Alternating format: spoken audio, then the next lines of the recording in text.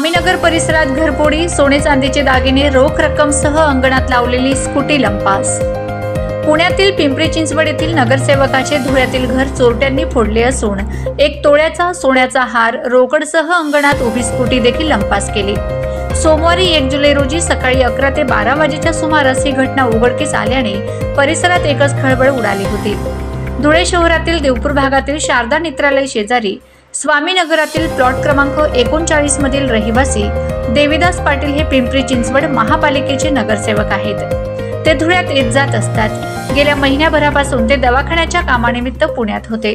दरम्यान चोरट्यांनी पाटील यांचे स्वामीनगरातील घराचा कडी कोंडा तोडून घरात प्रवेश केला। तसेच बेडरूमचा दरवाजा तोडून कपाटातील 1 तोळे वजनाचा सोन्याचा हार, 20 ते 25 हजार रुपयांची रोकड चोरली। त्यानंतर जाताना अंगणात लावलेली स्कूटी देखील नंबर प्लेट काढून चोरून नेली आहे। आज सोमवारी सकाळी पाटील यांचा घराचा दरवाजा उघडा दिसल्याने शेजाऱ्यांना संशय आला।